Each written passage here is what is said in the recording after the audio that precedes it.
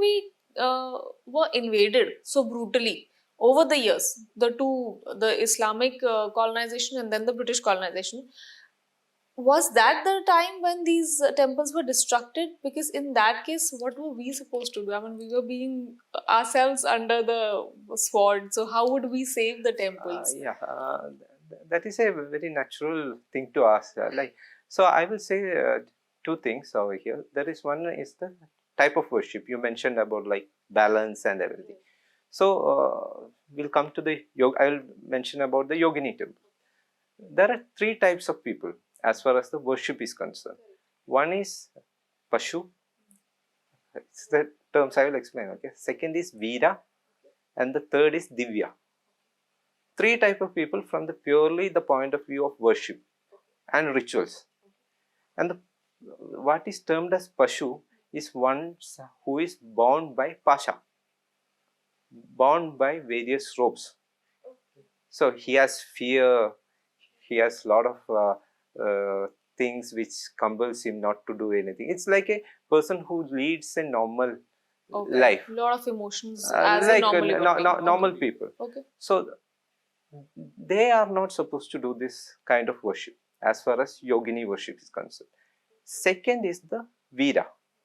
The Veera is a person who fights for the country, fights for something that is good, dharma or something. Suppose the king, he is supposed to be a Veera. Right, okay, got it. So his energy needs are different.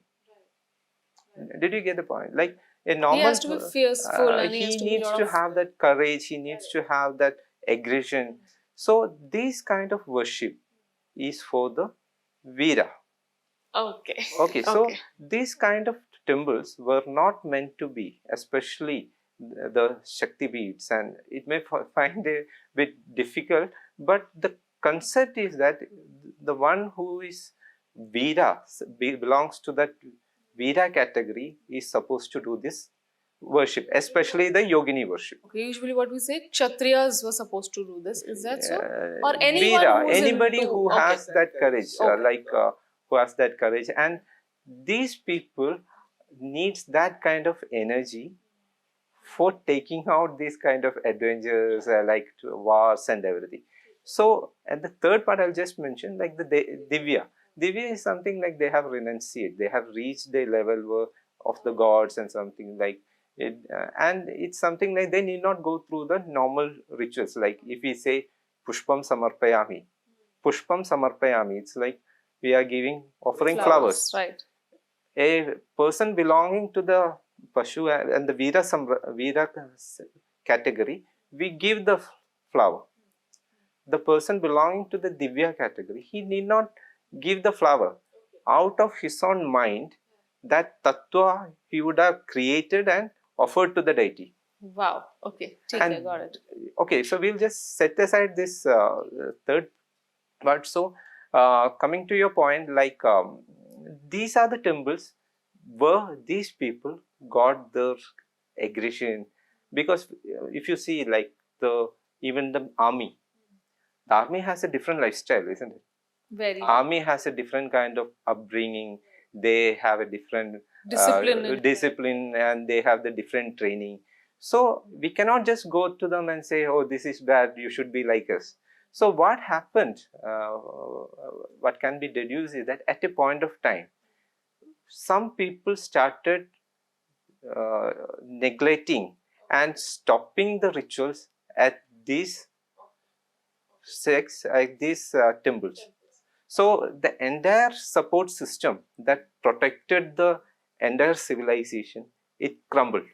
Okay. Can we have the time around which this would have happened, if by chance you can give me? Yeah, like that is all deducing. Okay, it cannot be like if you ask me like what is the proofs. Now we say anything, they will ask. No. I completely believe I'm not asking for proofs, just the time. Yeah. I understand, but I also want to be very objective. Like this is something that can be deduced only because what happened 1,000, 2,000 years back. It can't be said with like 100% like this is, unless somebody writes it somewhere. So what happened was that it was not a linear. Okay. Okay. Did you get the point? Like at some point, some places, this as far as a temple is concerned, it is not the destruction that happens first. It is the Worship will stop. worship Okay. gets corrupted first. Only after the worship gets corrupted can the destruction of the temple happen. Got it. That is the whole concept. So if you just go through history, what you can see is that before the Islamic invasion, there was a period where alternate ideologies also came to Bharat, where there is no need for rituals, there is no need for any elaborate sacrifices. There was a counter cults started coming in, no animal sacrifices. So what happened was that a lot of people went to the Shakti beats and stopped the rituals forcefully by it is fact, okay, like even if you go through certain text, you can see that there are documented history where it is told that somebody went to Shakti Peeths and made the Devi vegetarian. Okay, so from what and an objective viewpoint, there are two sides to it. One is the ritualistic side from a believer viewpoint, and the other is a objective viewpoint. But what we know is that from this is that something happened over there. Right. And that is part of history. This what I mentioned, like there was tampering of rituals that happened with Shakti beads. There was tampering of rituals almost everywhere throughout Bharat, but it is more like certain corrections were also done. Like even in the case of Shankaracharya, he did a lot of things to weed out alternate ideologies Okay. in Bharat. But he belonged to a separate Dakshina Sampradaya. Right. So what happened was that at a lot of places, this Tantra Sampradaya would have got suppressed. Okay. Okay. So, do you think what you said in the scriptures, it is written about the curse of Yoginis? So, was it related to this that when the Yogini temples will get corrupted, the rituals will get corrupted, then such kind of invasions will happen and there will be bloodbath and all? It is like it is clearly mentioned in Kularnava. It is not exactly like what is mentioned is that Kularnava Tantra mentioned is that even if someone tries to stop the worship of the as per Kula, as per the Kaulajara, he will be cursed by the Yoginis. Is Kularnava is written very old text. So whatever is in the scriptures, it is very clear that anybody who tries to stop this rites, it will he will incur the curse of the Yoginis.